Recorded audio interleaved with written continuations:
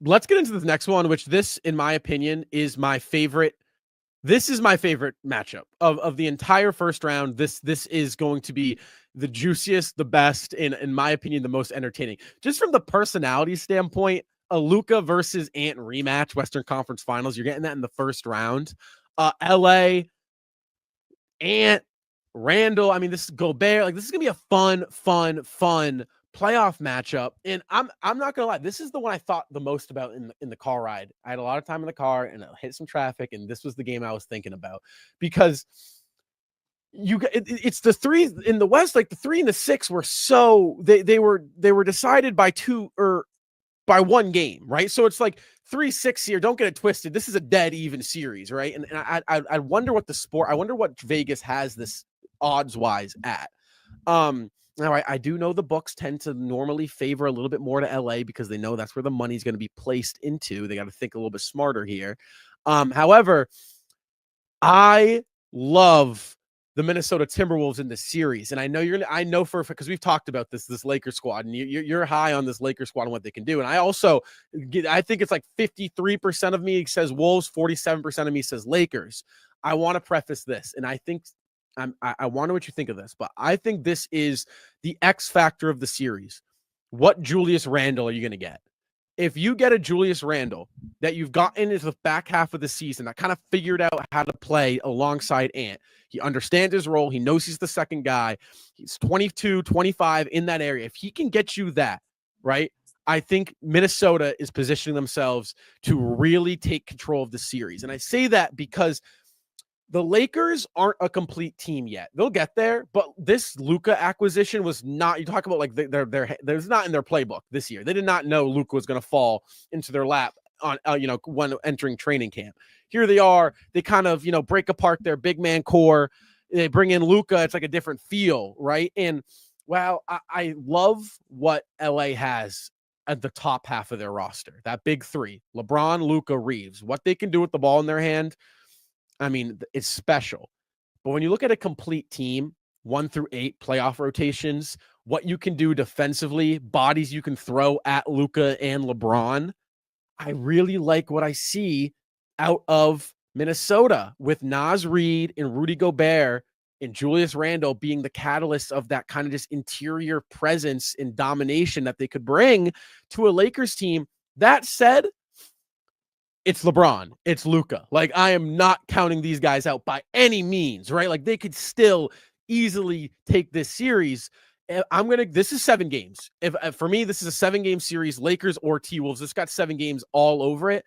And then that's a different conversation, though, because it's like, is LeBron and Luka, are they really going to lose a 7th game? Or in LA, like, is that really a game they lose? So I think it's going to be a really fun one. My prediction, Timberwolves in 7. Real quick, Jaden McDaniels is also a big piece to this puzzle because you know what you're getting, right? You go down the line, right? Ant can keep up with Luka from a scoring standpoint, right? He's obviously not the caliber of scorer Luka is, but he can keep up. Randall can kind of keep up from a scoring standpoint with LeBron. Obviously, impact standpoint, he doesn't even come close. But it's that third, right? Offensively, that third guy, Reeves. Austin Reeves is a certified scorer, right? The guy can get a bucket. Really, he might be the best pure scoring third option the league has, right? That's where Jaden McDaniels falls. He needs to be sharp this series, both defensively on whoever his assignment is. I don't know if he's going to get Luka or LeBron, and my guess is Ant-Man gets the other one. But he needs to be sharp because he is, in my opinion, him and Randall are the 2 X factors to see where this series goes. Because if they can control the paint around that core, Gobert, Naz Reid, and Randall, I think they take it. This one's tough because you definitely have some different styles going at each other in this one. You have a style in the Minnesota Timberwolves that's going to look a little bigger than the Lakers, whereas the Lakers, they're going to 100% play small ball in this series. And that's how the Lakers are going to have to beat the Minnesota Timberwolves. One, you're going to have to take Gobert off the floor in this series if you're the Lakers. And to me, I just don't see a world where LeBron and Luka and JJ Redick, those 3 brains in the same huddle, I don't see how they don't achieve that. Like at a certain, we're literally going to see in games 1 or 2. It's like, and Gobert, and he's coming out of the game, and the rest of the game we don't see Gobert again. Like that is Right. exactly how I picture this going in this series, where Gobert he's used only in spot moments, and that to me is actually a huge factor here because Gobert he's taking up $40 million on the salary cap,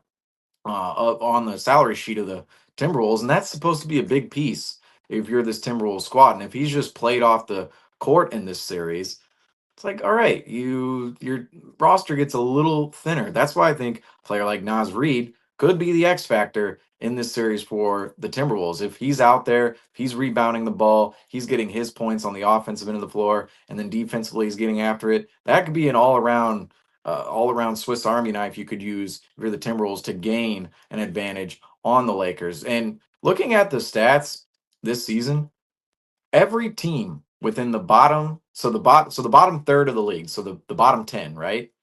Mhm. In terms of rebounding, the bottom third, none of those teams made the playoffs.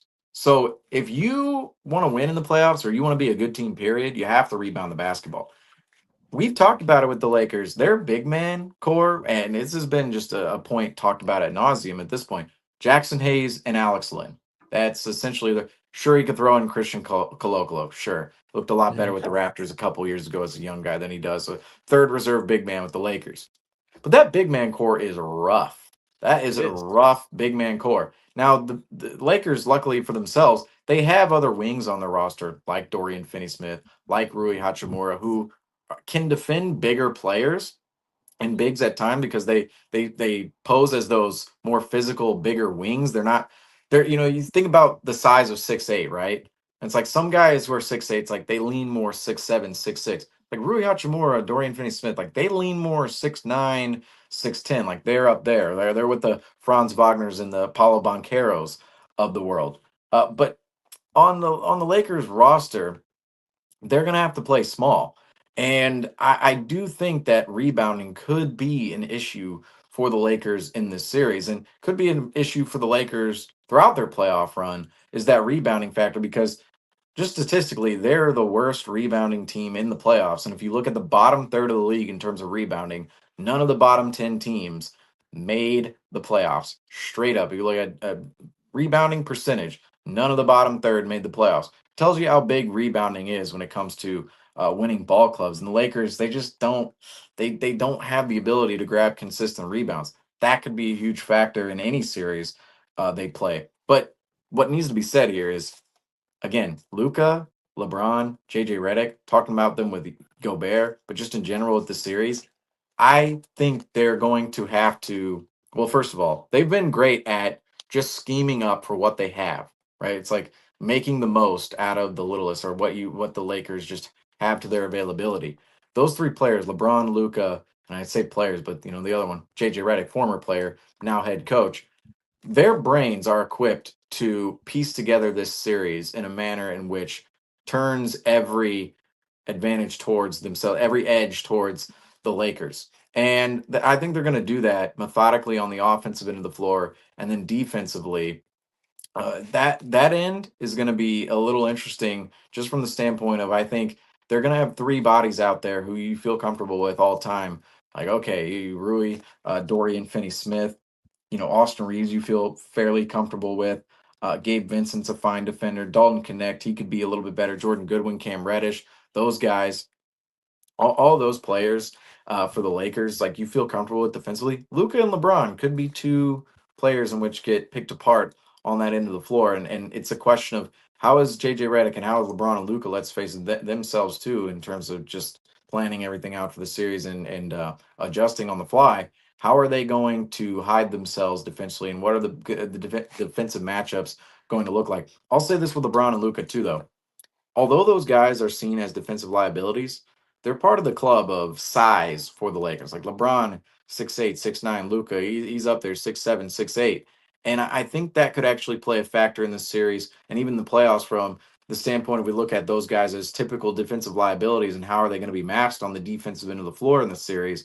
But I do think in a really important setting, is game 6, well, I guess game 6 would be on the road. Yeah, the Lakers are home home court here. Game 6, game 7 scenario, those guys with size, Luca and LeBron, think they're actually going to bring their A games defensively. It's not like they're going to be the best defenders in the world, but LeBron specifically, it's like I think when the moment's right, those guys can go out there and be a little bit better than they are during the regular season, and I think that could play as a factor as well in this series. But it is an interesting matchup because it's really who is going to get the best of who. This is going to be the biggest X's and O's series, right? Yeah. That the scheming, adjusting on the fly. That's what's going to be the name of the game in this series because you have two completely different teams in their styles and how they want to play. Minnesota, they're a little more oriented towards playing big with size, and we all know Anthony Edwards. I mean, he loves to shoot that three ball. The Minnesota Timberwolves, they love to shoot that three ball in general. But at the end of the day, the Lakers have arguably been the more efficient offensive team throughout the season. And I do think you make a good point too of Julius Randle. What type of Randle performances are you getting in this series? Because I think he has the tendency to be a little detrimental to this Timberwolves Yes. offense at times.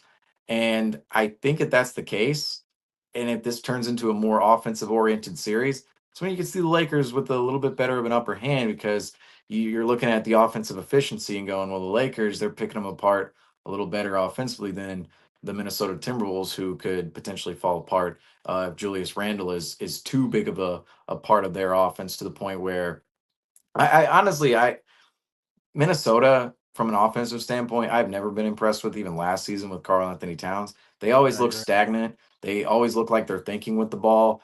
What in that Nuggets Timberwolves game, what we saw a couple of weeks ago is the Nuggets, they were consistently double teaming Anthony Edwards. And this is where Anthony Edwards, there's another level to his game to get to. Anthony Edwards, if you watch him double teamed, right?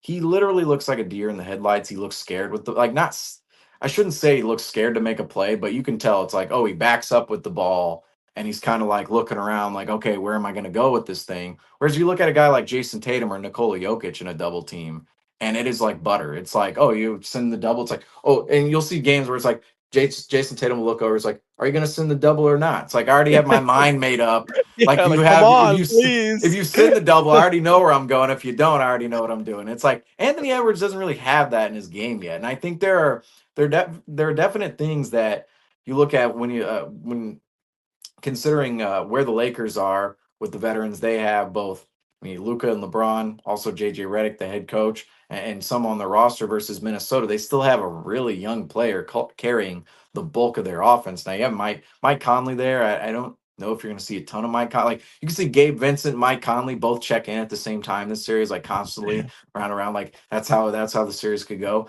But Minnesota, I do worry about their offense because it's always been very stagnant. It's like if it's too much Julius Randle, I don't know if it's efficient enough. Anthony Edwards, I think you can put the pressure on him, and he's not always certain with what he's going to do. Now he's a don't get me wrong, Anthony Edwards is a phenomenal offensive player, one of the best shooters in this era today. Period.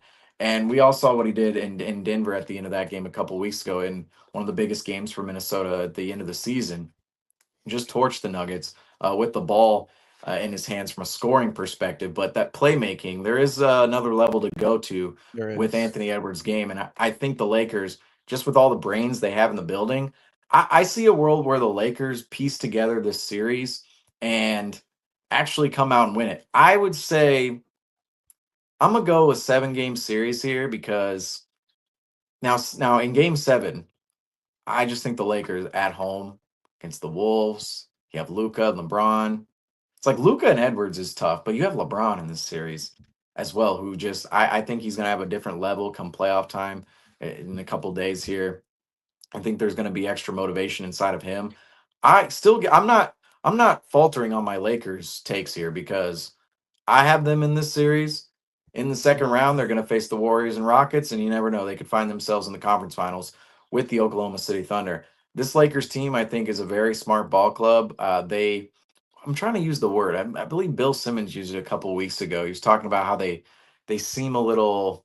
It's like they're put together. They're pieced together. They're a little schemy. They're a little like I don't know what you call it. It's like they Articulate. No, it's like when you rope something together, right? It's like you kind of piece things together. It's like there's a word for it that I feel like it might have been a little schemy. Like I feel like that might have been the word, but Right. that's what the Lakers feel like. It's very gimmicky, gimmicky. It's like Gimmicky. Okay. yes, Okay. gimmicky, where you're like oh we have Luca, you know, they're basically gimmicky, like from a defensive standpoint. It's like, how often are you scramming? Like, how often are you switching? Like, what kind of type of matchups and where you're putting guys on the floor? Like, when guys switch, when are you doing that? That's what if you look at the gimmicky perspective on the Lakers, defensively, that's what we're talking about there. It's like when are they going to switch? How are they going to switch? How often are they going to scram? How are they going to hide different guys? And then on offense, how are they going to pick? How are they going to manipulate and pick apart the floor to take a guy like Gobert out of the Right. series? Exactly. And then the rest of what Minnesota has, how are you getting the best matchup every single time for a guy like Luca or LeBron? I think either one of those players, that's what makes the Lakers so dangerous, is they seriously have two of the best players in NBA history at the top of their roster, and they're so unselfish. They're so smart that I just think the Lakers are gonna, like, I look at this series and I go, Minnesota, they have a lot of advantages. Like I think they're a better defensive team. I think they make sense more from a structure standpoint. They're a better rebounding team. A lot of things going towards Minnesota, which I rightfully, it's like people pick Minnesota in this series. 100% go ahead. There's a lot of things going towards them. But I just look at the Lakers and the brains they have on their roster. Luca, Something about it. LeBron, JJ Redick at the top primarily. I mentioned them multiple times. Those guys, I feel like they are going to come up with something in which completely minimizes what the Wolves want to do on the floor. And I see Chris Finch and the Wolves having a little bit of trouble matching that, even with the versatility they have, because you're just going to have JJ Redick, LeBron, and Luca, three of the smartest minds in basketball. They're just going to be picking apart this Wolves team for the next 7 games. And from that standpoint, I do see a world in which the Lakers come out with this series. I think it's going to be a long series. And give me the Lakers in 7 here. I think it could go back and forth. Wolves win that game 6 on their home floor down 3-2. And then in LA game 7, I see the Lakers coming home and 100% closing out the series under those circumstances. I hate to be so high on the Lakers as a Celtics Right. analyst and observer, but I just like it's like the best players in NBA history, like Luka and LeBron, like when they pair up Well, like this, like how are they even like JJ right. again, JJ Redick, like I always forget, it's like JJ Redick, you listen to his pods, it's like his one-on-ones with LeBron, it's like, why did we ever think this man wouldn't work out as the Lakers head coach? It's like this guy wasn't Right. Darvin Ham, all right? Like Right. this is a 15-year veteran in the NBA, who played 15 plus years in the league, who's dedicated his entire life to basketball, and Right. now he's getting a chance to coach this Lakers team with Luca and LeBron on it. It's like they don't make it out of the first round. I understand their matchup, but it's like I kind of would be shocked. I would be a little shocked if the Lakers, even all the big man talk and what's happened with their season, just with the three minds they have, I think they're going to have enough schematically to defeat the Timberwolves in the series. Even though I think from a team standpoint, you can just look at it as like the Timberwolves more versatility, a little bit more, do a couple things a little better, have maybe more of an identity than the Lakers because the last season coming into this year. I still think the Lakers, they're going to be able to drop those X's and O's in order to find themselves a win in this series. I will say this before we hop into the Warriors, in the Rockets. I do think it's also you need to minimize Luka's offensive plus with putting him in as many defensive actions as possible. You need to find a way to get him in anytime he's on the floor, he is constantly in the action on offense. You are constantly going at him. Boston did that in the finals, and they kind of diminished what he does offensively by really kind of putting him in a box defensively. Right? Okay, that's fine, Luka. You're going to score 33, 35. Well, you're going to be giving up 26, 27. So you're really only a +6 on the box, like, right, like in what you're giving up and what you're giving. So I think it's really important for Minnesota, if they want to walk away with a series win, you got to attack, because you really you can attack LeBron, but can you really, in the playoffs, LeBron's gonna bring it up another level. Regular season, you can do that. Yeah, I it's like do not LeBron would expect. be a great defender if he wanted to be. Right. Luca, maybe not. Right, exactly. And LeBron now has the leeway with Luka being here offensively to kind of take a back seat and say, you know what, tonight Defense, this is where I'm holding it down, right? Maybe give a little less offensively. Tonight, I'm giving you more defensively. He can do that now. He has the freedom alongside Luka. So I think it's really important that Minnesota attacks Luka. That is him and Reeves are the clear weak links defensively. You have to use that to your advantage. Really attack them, because that puts yourself in an advantage. Joe Mazzulla says it all the time. Find ways to put yourself in an advantage. What's one of those ways? It's attacking Luka Doncic. We've seen it with our own eyes in last NBA Finals, and it worked out for the Boston Celtics. So it'll be an interesting series. I'm with you. 7 games. I think it goes 7, and it's a toss up in that 7th game. Which star shows out the most? It's hard not to pick Luka and LeBron. You are right, but I'm going to stand on it. I am going to And Anthony Edwards' Game 7 performance against the Lakers, and say the Timberwolves pull it out in 7 at LA, and say Anthony Edwards has like 30 in Game 7, or plays well.